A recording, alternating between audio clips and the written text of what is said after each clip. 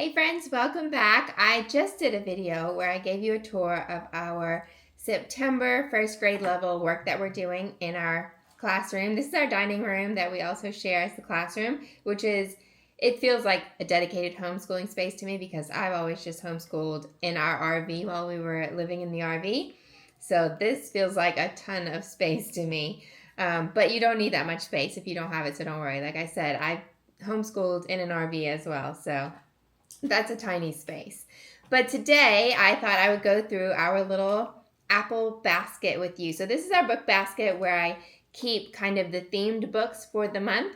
And I showed a glimpse of this in our little classroom tour for September.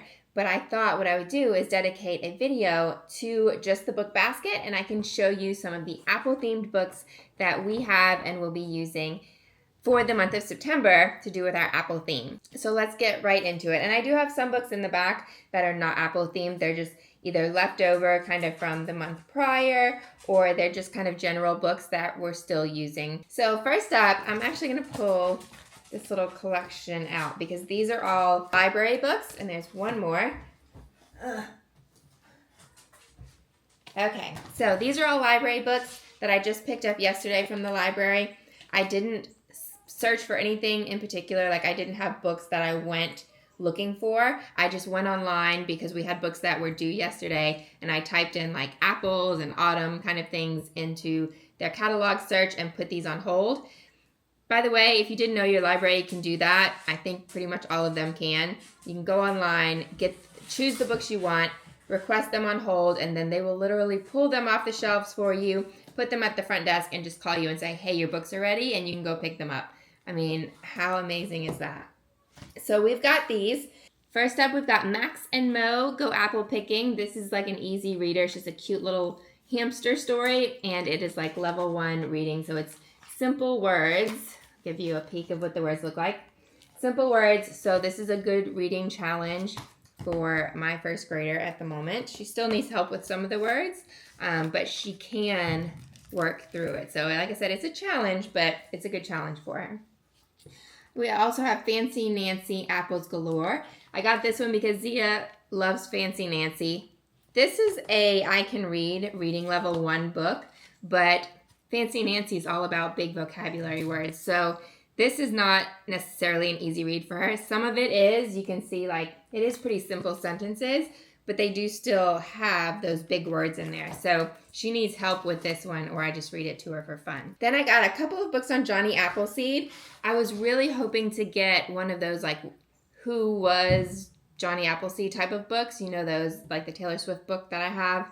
But I think they had one, but it was checked out. So I couldn't get that. But I did grab this one, which is good. And I didn't even realize this is actually an all aboard reading level 1 reader as well. So this uses simple words, simple sentences.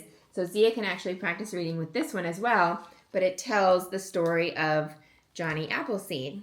This one is also Johnny Appleseed, but this one is a poetry book. So this is a poem by Reeve Lindbergh, and it looks really nice. I haven't read it yet, but I just flipped through it, and it's got really lovely illustrations.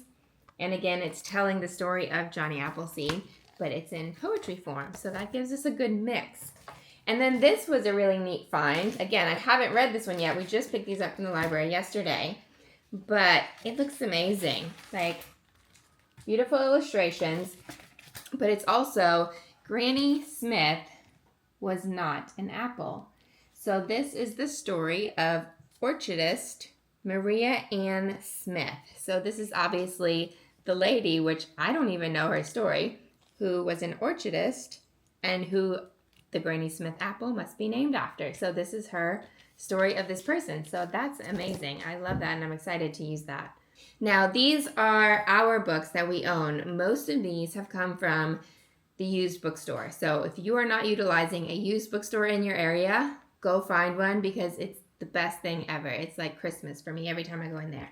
Also, I use thrift books, which I will post a link for in the description box below.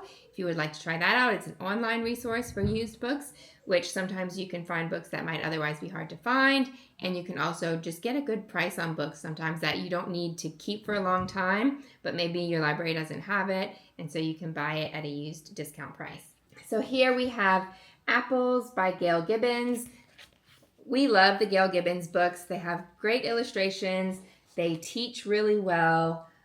So we have the Gail Gibbons books for a lot of different things. Then we have Secrets of the Apple Tree. This is a shine-a-light book. So if you're not familiar with these books, you can like shine a little light, a flashlight or something behind it, and it reveals a picture. And so this teaches all about the apple tree and the process of that. Then we have The Life and Times of the Apple. This is a new one that we just got from the used bookstore a week or two ago. We haven't gotten into it yet, but it looks amazing. It looks very educational. Beautiful illustrations. It even talks about cross-fertilization of apples, grafting apple trees. I mean, how cool is that? It shows like the timeline, parts of an apple flower. So it gives a lot of detail, goes into a lot of different things, and this could be used for a lot of different age levels and grades as well. Like this book could be used for a couple of years because you could do it very surface level, or you could go deep into the details. And you can even use this as a starting point and then go and do further research for older children as well. It even has a little apple math related section. Talks about where apples are grown, the history of apples and the apple trees, geography of apples. So this book is perfect because it literally is the apple theme, but it covers nature science, math, geography, so many different things, all in one book. Then we've got this, Fall Apples, Crisp and Juicy. This is a Scholastic book. And there's like a little series of these. We have quite a few of these as well. This is a little bit on the young side for her now, but the last year or so, like these were perfect for her. And it does still have good information. Like it really is a good first grade level. I think just because we've had it for a year or two already, that it seems a bit more basic than some of the other ones. But this is still a really good book, and this series in general has some good books. This book is so good, I bought it twice.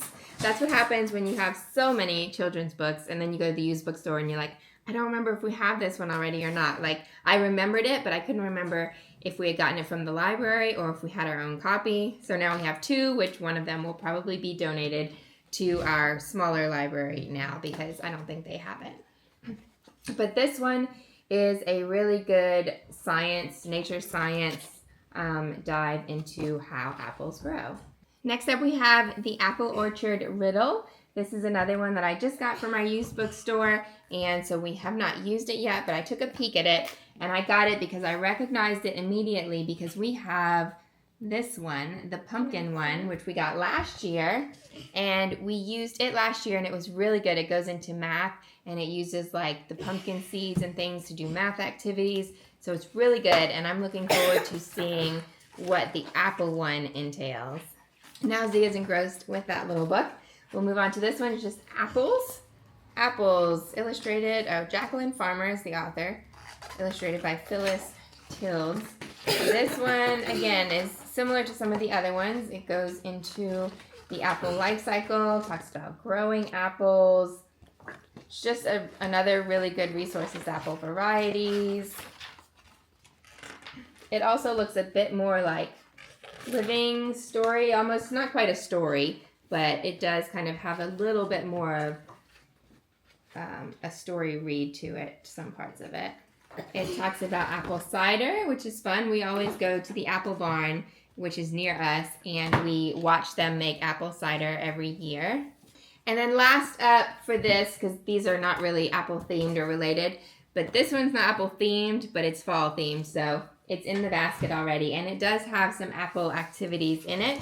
So this is Little Homesteader Fall Treasury.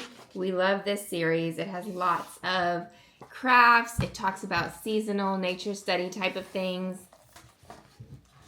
And so here's an example. It does talk about fall crops, and this is apples and pears. It's got a recipe for cinnamon applesauce.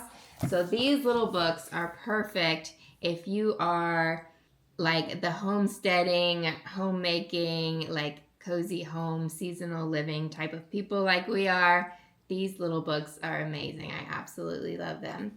So that's it. That was a look inside of our September Apple-themed book basket. I hope you enjoyed this video. If you did, click the subscribe button and also check out our other videos. I have a whole homeschooling playlist. I will also try to post links for whatever I can in the description box below. Check your library for these books. Check your used bookstores. And then, of course, if you want to purchase a new copy, you can do that like Amazon or a bookstore as well. So thank you all for watching, and I'll see you in the next video. Bye!